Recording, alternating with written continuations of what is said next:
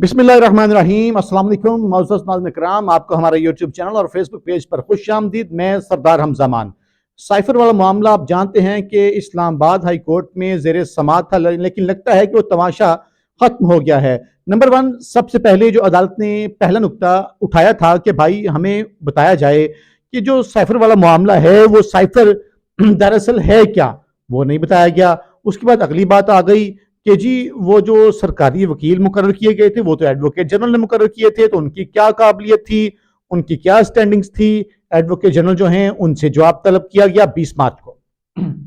उसके बाद चूंकि सोमवार का दिन आज का मुकर्रर किया गया था समाअत के लिए, और आज दोनों स्टेट काउंसिल्स की सीवी के मुतालिक जब आज बात आई तो एडवोकेट जनरल ने बताया, जवाब दिया कि हमें तो कोर्ट का ऑर्डर नहीं मिला। तो आमिर फारूक जो चीफ जस्टिस है उन्होंने कहा कि हमने तो आपकी मौजूदगी में ऑर्डर मंगाया था, जिसके बाद दोबारा जवाब जमा करवाने के हवाले से कहा गया। अब इस हवाले से कुछ बुनियादी बातें हैं और उसके बाद एक जुमला जिसके बाद आप कहें कि खेल इख्तिताम पजीर हो गया, और दो जजेस ने जो तगड़ा किस्म का ऐलान किया वो मैं आपके सामने रखना चाहता हूं। जस्टिस मियां गुल हसन औरंगजेब साहब ने यह पूछा कि ये बता दें कि क्या कोड तक इमरान खान की किसी स्टेज पर रसाई थी, यानी जो साइफर के ऊपर कोड लिखा होता है। तो वकील सलमान सफ्दर साहब ने कहा कि जी बिल्कुल रसाई नहीं थी और ना ही ये एफआईए का केस है। साइफर की सिक्योरिटी जो है उस कोड तक रसाई नहीं थी, तो फिर कैसे ये कॉम्प्रोमाइज हो गया। सलमान सफ्दर साहब ने अदालत के सामने ये नुक्ता रखा। अब उन्होंने कहा कि प्रोसिक्यूशन का तेज केस तब बनता था कि दफ्तर खारजा से कोई साइफर चोरी करके दुश्मन मुल्क को दे देता। तफ्तीशी अफसर ने किसी स्टेज पर यह नहीं कहा कि उसे साइफर की कॉपी जो है वो दी गई हो। अब इसके ऊपर जस्टिस मियां गुल हसन औरंगजेब ने जुमला खूबसूरत कहा कि साइफर का मतन ना ट्रायल जज को पता है, ना प्रोसिक्यूशन, और ना फैसले को मालूम है कि उस साइफर का मतन बेसिकली है क्या। अब उसके ऊपर जस्टिस मियां गुल हसन औरंगजेब ने कहा कि आप ये बताइए कि जो क्या असल जो साइफर है वो दफ्तर खारजा में इस वक्त भी मौजूद है, जिस पर एफआईए के प्रोसिक्यूटर जो हामिद अली शाह साहब हैं उन्होंने कहा जी साइफर की असल कॉपी जो है वो उसको दफ्तर खारजा में मौजूद होना चाहिए, जिस पर जस्टिस आमिर फारूक साहब ने कहा कि होगा नहीं, आपको टू द पॉइंट क्लियर जवाब देना होगा। अब ये सारी बात हुई तो सलमान सफ्दर साहब ने कहा कि असल साइफर जो है वो दफ्तर खारजा में मौजूद है और वो दफ्तर खारजा से बाहर तो गया ही नहीं है, उसकी कॉपी आगे भेजी जाती है।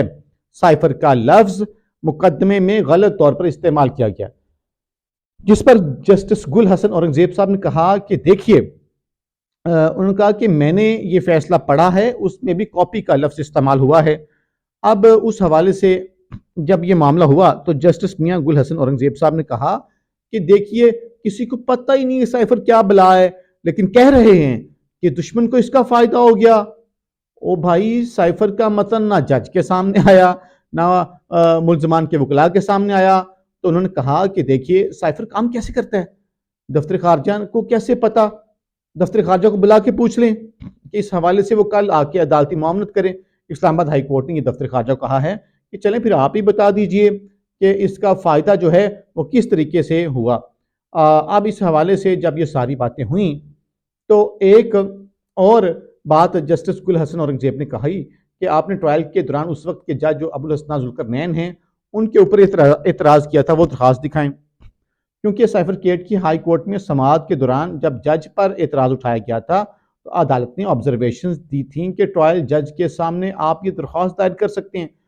अब ये बात पूछने का क्या मकसद था कि आप वो दरख्वास्त दिखाएं, क्योंकि ये दरख्वास्त दायर होने के बाद जो जज अबुल हसन जुल्करनैन हैं उनका क्या रद्द-ए-अमल। तो मैं आपको याद दिला देता हूँ, उनके सामने जब ये रखा गया था तो उन्होंने कहा था नहीं नहीं नहीं, मैं तो आपकी इस दरख्वास्त की बुनियाद पर केस नहीं छोड़ सकता। तो उन्होंने केस को आगे बढ़ाया था। लेकिन आप इस सारी बुनियाद के ऊपर जिस पर आप ये कह सकते हैं केस अपने मंतकी अंजाम को पहुंच चुका है, वो मैं आपको बता देता हूँ। देखिए, अब जो आज की समाअत है उसके दौरान जस्टिस आमिर फारूक साहब ने यह कहा कि ये सिविल केस नहीं है बल्कि ये फौजदारी केस है और हम मफरूज़ों पर नहीं जा सकते। उन्होंने कहा कि साइफर जो है वो डॉक्यूमेंट रिकॉर्ड पर नहीं है, ना उसका मतन बताया गया है, तो फिर क्या गलत इस्तेमाल हो गया, कैसे गलत इस्तेमाल हो गया, ट्विस्ट किया गया। तो ये प्रोसिक्यूशन को बगैर किसी शक व शुबे के साबित करना है, वरना इसके अलावा जो इसका तमाम तर शक है اس کا فائدہ ملزم کے حق میں جاتا ہے. یعنی دوسرے لفظوں میں اسلام آباد ہائی کورٹ نے ان کو یہ کیٹاگوریکلی کلیئرلی بتا دیا کہ بھائی یہ جو آپ جس طرح مفروضوں کے اوپر اس کو چلانا چاہ رہے ہیں نا، یہ مفروضوں سے بات نہیں بنے گی. یہ فوجداری کا کیس ہے، اور جو فوجداری کا کیس ہوتا ہے اس میں شواہد اور بغیر کسی شک و شبے کے beyond any doubt, without any doubt آپ کو وہ اسٹیبلش کرنے پڑتے ہیں. اگر شک کا کوئی گنجائش ہو، کوئی شبہ ہو، تو اس کا ہمیشہ فائدہ ملزم کو ہوتا ہے. تو وہ کہتے ہیں کہ یہ جو اکیوزڈ ہوتا ہے نا، وہ ہمیشہ لا کا فیورٹ بچہ ہوتا ہے.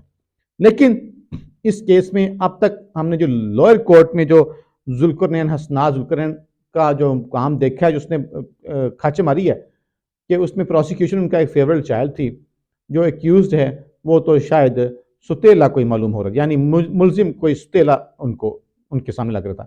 جس کے بعد اب یہ خبر ہے، جس کے بعد سائفر کیس کی وکیل نے پچھلی بار بھی عمران خان صاحب کے وکلاء نے کہا تھا کہ آپ ان کو چلائیں، تو انہوں نے کہا جی ہمیں جج نے کہا ہمیں اندازہ ہے، ہم جلد سے جلد اس کا فیصلہ کرنا چاہتے ہیں. تو اس کی سماعت جو ہے وہ کل تک ملتوی ہوگی. بیرسٹر سلمان صفدر جو ہیں وہ کل بھی اپنے دلائل جاری رکھیں گے. اور اس دوران ایک اور بہت بڑی ڈیولپمنٹ ہوئی ہے، وہ یہ کہ پاکستان تحریک انصاف نے جسٹس عامر فاروق جو یہ کیس سن رہے ہیں، چیف جسٹس ہیں اسلام آباد ہائی کورٹ کے، ان پر ان کے کنڈکٹ کے اوپر تحفظات کا اظہار کیا ہے. اور پاکستان تحریک انصاف کی کور کمیٹی جو ہے، انہوں نے اب سے کوئی چند گھنٹے پہلے ان کا اجلاس ہوا، اور کور کمیٹی میں جسٹس عامر فاروق سے عمران خان کے تمام تر کیسز سے الگ ہونے کا مطالبہ کر دیا ہے. رؤف حسن جو پارٹی کے ترجمان ہیں، انہوں نے کہا ہے کہ چیف جسٹس جو ہیں عامر فاروق جو ہیں، ان کی کنڈکٹ کے اوپر شدید تحفظات ہیں، اور وہ کہہ رہے ہیں وہ ڈٹائی کے ساتھ اعتراض کے باوجود خود بینچ کا حصہ بنتے ہیں، عمران خان کیسز خود سنتے ہیں، جان بوجھ کر عمران خان کیسز کو تاخیر کا شکار بناتے ہیں. اور اس طرح سے انہوں نے کہا کہ ہم پھر سے اپیل کرتے ہیں کہ چیف جسٹس عامر فاروق خود کو عمران خان کیسز سے الگ کر لیں. اور اینڈ پہ آپ کو میں یہ بتاؤں کہ یہی جو پوائنٹ ہے، اس کو پاکستان تحریک انصاف کی کور کمیٹی انڈورس کی. اب دیکھنا ہے کہ پتہ نہیں اس کا فائدہ ہوتا ہے یا نقصان ہوتا ہے، اس کا پتہ چل جائے گا. اور باقی جی جو مراد سعید ہیں، ان کے لیے کامیابی کا پہلے دروازہ کھل گیا، ان کے کاغذات منظور ہو گئے ہیں سینٹ کے لیے، اور چونکہ وہ کے پی کے سے الیکشن لڑے تو وہاں سے ان کی جیت کنفرم ہے. تو آپ ان کو سینیٹر مراد سعید کہہ کر پکار سکتے ہیں. اپنا خیال رکھیں. پاکستان زندہ باد.